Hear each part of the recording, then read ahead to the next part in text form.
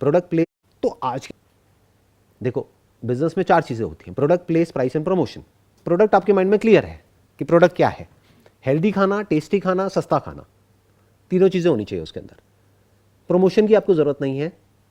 क्यों? क्योंकि अब आपको घर घर जाकर के बेचना नहीं है।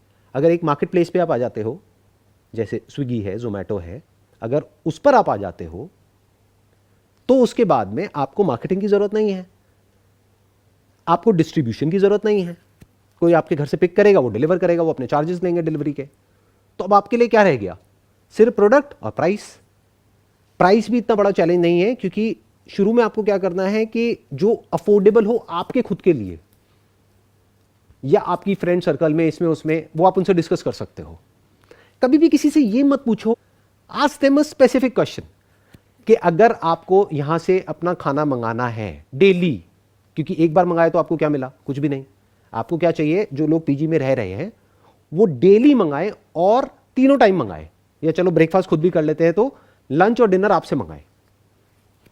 तो अगर डेली के ऐसे 100 कस्टमर भी आपको मिल गए, जो बहुत ज्यादा नहीं है, अगर दिल्ली की बात करी जाए तो लाखों स्टूडेंट्स हैं जो पीजी में रह रहे हैं, तो ये प्रॉब्लम सबकी है। उन लाखों में से आपको कितने चाहिए? कैलकुलेट करते हैं। अगर 100 मिल गए आपको जो लंच और डिनर आपसे मंगा रहे हैं, एवरेज प्राइस क्या होगा? वैसे टिफिन का 60 होता है, अगर मैं हेल्दी दूँ तो 70 हो जाएगा। मानो आप 60 ही रखते हो, वो तो बैकवर्ड इंटीग्रेशन कर लेंगे, कॉस्टिंग पे हम कम कर लेंगे ना। आप इसको ऐसे देखो, ना आप सस्ता रखते हो ना महंगा रखते हो, क्योंकि अगर 60 रुपए का मिल रहा है तो आप उसको ना बढ़ाओ ना कम करो। आप ये देखो मार्केट ऑपरेटिंग रेट क्या है, वो आपने कहा 60 रुपए है। 60 रुपए में वो क्या दे रहे हैं, उनसे मंगा लो। ये R&D हो गई।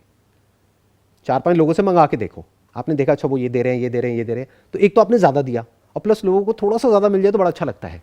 जैसे जब कहीं से जूस पीते हो तो जूस इतना अच्छा नहीं लगता, जब एंड में वो जो बचा हुआ थोड़ा सा देता है ना, वो बड़ा अच्छा लगता है, फिर इंसान दोबारा जाता है उस जूस की दुकान पे। तो आपने क्या किया? थोड़ा सा कुछ एडिशनल दिया, या थोड़ा सा कुछ ऐसा दिया जो और लोग नहीं दे रहे हैं, जिससे कि मज़ा आ गया। मे बी हेल्दी मीठा, या may be something else. I am just thinking कि ऐसा क्या दोगे। हो सकता है थोड़ी सी नमकीन या कुछ भी ऐसा कि खाने के साथ में थोड़ा बोरिंग है तो थोड़ा सा कुछ करारा आ गया, थोड़ा सा कुछ मीठा आ गया, थोड़ा सा कुछ कर दिया साथ में, ताकि वो एक्चुअल में मज़ा आए और हर बार कुछ अलग होए, ताकि उनको एक सरप्राइज एलिमेंट बना रहे कि दोपहर को कुछ और, नहीं तो बोरिंग हो जाता है ना, सेम सेम सेम। फिर वो क्या करेंगे? चेंज करेंगे, वो किसी और से मंगाएंगे। तो आपने डिसाइड कर लिया कि हफ्ते में 7 दिन में मैं रोटेट कर दूंगी। मे बी उसको ऑप्शन दे दिया, आजकल तो उनके पास में ऑप्शन होता है सिलेक्ट करने के लिए कि आपको ये चाहिए, ये चाहिए, ये चाहिए। एड ऑन में एड ऑन को सस्ता कर दो ना, मे बी 5 रुपए, 10 रुपए, ऐसे करते करते 60 रुपए का आप 70 रुपए, 80 रुपए पे पहुंच जाओ। डायरेक्टली मत पहुंचो। तो अगर आपने ये किया और आपको 100 लोग भी मिल गए जो महीने का 4,000 रुपए का आपसे खाना खरीद रहे हैं। 4,000 कैसे आए, ये क्लियर है ना? 60 इंटू 2, 2 मील, यानी कितना हो गया? 120। 120 इंटू 30 कितना हो गया? 3,600। ठीक है, 3,600 रुपए एक पर्सन से आपके पास में आया, यानी 100 लोगों से कितना हो गया? 3,60,000। उसमें से आपका एक्सपेंस निकाल देते हैं। एक्सपेंस कितना होगा? आपने कुछ वर्किंग करी होगी या कुछ कैलकुलेशंस करी होंगी। अगर 60 रुपीज़ है वो खाना, तो 30 रुपीज़ ही पड़ता है। प्लस जो प्लेटफॉर्म है जिसके थ्रू आप सेल कर रहे हो, उनका भी कमीशन है और है, वो सब है। तो अगर मैं मानूं आपका मार्जिन ऑपरेटिंग एक्चुअल में सिर्फ 25% ही आता है। फूड में वैसे इससे ज़्यादा होता है मार्जिन, बट मैं मानता हूँ एंड में सब काट पीट के आपके हाथ में 25% बचता है। तो आपकी रेवेन्यू कितनी हुई एक महीने की? 3,60,000। उसमें से आपने कितना कमाया? 25%। That is close to around near about 80,000। तो 80,000 रुपये आपका प्रॉफिट हो गया एक महीने में। और ये स्टार्टिंग है। अगर इस काम को और अच्छे से करोगे तो वर्ड ऑफ माउथ भी फैल सकता है, यानी जिसको अच्छा लगा एक्चुअल में अगर आपके खाने में कुछ ऐसा हुआ जो औरों से बिल्कुल अलग है, I'm not cook, I have to arrange तो that सीख also. लो, क्योंकि आप अननेसेसरी अपने ऊपर प्रेशर क्रिएट कर रहे हो।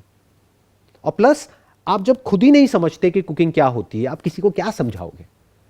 उस कुक को जैसे आप कुछ बोलोगे ना करने के लिए, वो हंसेगा या हंसेगी, वो कहेंगे पता तो कुछ है नहीं मैडम को, ऐसी कुछ भी आकर के बोलती रहती है। अगर कुकिंग का आपने बेसिक सा कोर्स कर लिया 5-10 हज़ार रुपए का कहीं से, तो आपका गया क्या? एक हॉबी की तरह देख लो। और घर से आपने शुरू किया, अगर पूरे महीने में 10 ऑर्डर भी आए तब भी आपका गया क्या? कुछ भी नहीं। तभी तो एक्चुअल में you are passionate about solving the problem, नहीं तो you are just interested in money कि मैं फटाफट से कुक रखूंगी, उसको इतना सैलरी दूंगी, इतना यहां से ये बिक जाएगा, फिर इतने पैसे आ जाएंगे. Now you are looking at the opportunity, not the problem. The real problem is not कि अच्छा खाना नहीं है, अच्छा खाना मिलता है. प्रॉब्लम यह है कि ऐसे लोग जो कि पैशनेट हैं कुकिंग को लेकर के, जो उस कुकिंग में सिर्फ कुक ना करें बल्कि अपना पूरा पैशन उसमें झोंक दे, ऐसे लोग बहुत कम है.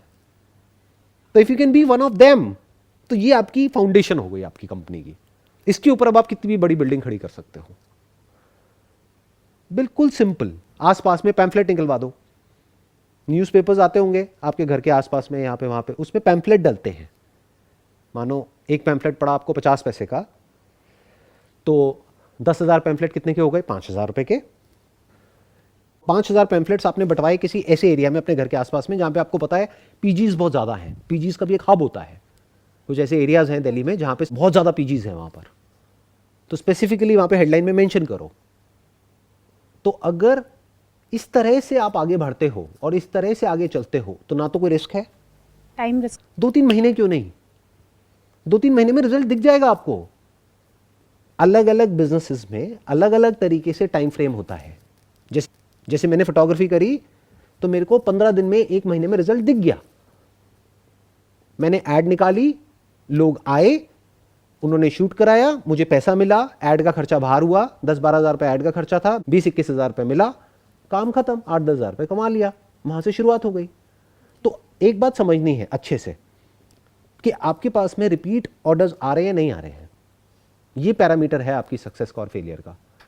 अगर आपने जो खाना बनाया उसमें रिपीट ऑर्डर्स आए, जो 2-3 महीने में, 4 महीने में, 6 महीने में पता लग जाएगा, तो इसका मतलब उनको आपका जो प्राइस है, जिस भी लेवल पे आपने प्राइस किया हुआ है अपने प्रोडक्ट को, प्लस आपके प्रोडक्ट की क्वालिटी है, उसका टेस्ट है, वो सब पसंद आ रहा है. आपका जो कॉन्सेप्ट है, हेल्दी फूड, न्यूट्रिशियस फूड, इसमें इस तरह का नमक है, ये सब बताओगे आप वहां पर, कितनी कैलोरीज हैं, कितना क्या है, ये सब हो ही रहा है. बट और ज्यादा अच्छे से आप देखोगे कि मैं और ज्यादा अच्छे से कैसे प्रेजेंट कर सकती हूँ. This is all part of packaging of the product. Product भी इंपॉर्टेंट है, पैकेजिंग भी इंपॉर्टेंट है. ये सब आपने किया तो अब आपको क्या देखना है अगले 2-3 महीने में कि क्या लोग एक एक बार 10 को अच्छा लग रहा है तो क्या 100 को नहीं लग सकता, क्या 1000 को नहीं लग सकता. आपने वर्ड यूज किया opportunity. What is an opportunity? अभी हम बात कर रहे थे व्हाट इज एंटरप्रेन्योरशिप, अब आप आए अपॉर्चुनिटी पे. व्हाट इज एन अपॉर्चुनिटी और क्यों ऐसा होता है कि कुछ लोग अपॉर्चुनिटी को देख करके बहुत एक्साइटेड हो जाते हैं और बाकी लोग ऐसे होते हैं उनके आगे एक बहुत बड़ी अपॉर्चुनिटी होती है and they are indifferent to it. वो उसको देखते तक नहीं है. एक्साइटमेंट तो बहुत दूर की बात आ गई. हाँ बताइए. You just need an understanding कि इसमें टाइम लगता है. It's a fact, it's not a belief कि टाइम लगता है. आप समझ रहे हो? तो एंटरप्रेन्योरशिप का मतलब क्या हुआ? अपॉर्चुनिटी को देखना और एक्साइटेड होना ना. एंटरप्रेन्योरशिप मींस इस प्रॉब्लम को समझना कि एक जेन्युइन प्रॉब्लम है. क्या हो अगर हम साफ पानी दें और उसका एक रीजनेबल अमाउंट चार्ज करें? हो गई बिजनेस की शुरुआत. जैसे मेरे करियर की शुरुआत कैसे हुई, मैंने मॉडलिंग से अपना करियर शुरू किया. देखा मॉडलिंग में क्या प्रॉब्लम है. 90% से ज़्यादा जो मॉडलिंग एजेंसीज होती हैं उस टाइम भी और आज भी, वो फ्रॉड है, जेन्युइन नहीं है. वो बेवकूफ़ बनाती हैं लोगों को, पैसे ले लेती हैं लेकिन काम नहीं देती हैं. ये क्या है? एक प्रॉब्लम है जो मैंने फेस करी. तो मैंने कहा क्या हो कि अगर एक जेन्युइन प्लेटफॉर्म उनको प्रोवाइड किया जाए. अब वो प्रोवाइड करने के लिए मुझे क्या चाहिए? फोटोग्राफी सीखनी पड़ेगी. सीख ली. क्या उसके लिए मुझे 4 साल का फोटोग्राफी का कोर्स करना पड़ेगा? उनको सॉल्व करना शुरू किया. फिर जब उस प्रॉब्लम को सॉल्व करना शुरू किया तब मुझे समझ आया कि ये अकेले मेरी प्रॉब्लम नहीं है, कुछ लोगों की प्रॉब्लम नहीं है, ये तो बहुत लोगों की प्रॉब्लम है, ये तो सबकी प्रॉब्लम है, ये हजारों लाखों लोगों की प्रॉब्लम है. तब जब मुझे वो नजर आया तो मेरी जो विजन है वो बड़ी होने लग गई. बिल्कुल ऐसा है जैसे मैं कुएं से, तो लोग उनसे क्यों खरीदते थे? क्योंकि जो और कंपनीज की जो सोप्स आती थी वो या तो महंगी थी या फिर वो इतना अच्छा काम नहीं करती थी. उन्होंने दोनों प्रॉब्लम्स को सॉल्व कर दिया. सस्ती और ज्यादा अच्छे से सफाई. बस इतना ही तो है एंटरप्रेन्योरशिप. और क्या है? लोगों ने यूज किया, उनको अच्छा लगा, उन्होंने वापस से ऑर्डर किया. उन्होंने जब ऑर्डर किया तो उन्होंने दोबारा से बनाया, दोबारा से दिया, फिर वहां से पैसा आने लगा, फिर वो बिजनेस बड़ा हो गया.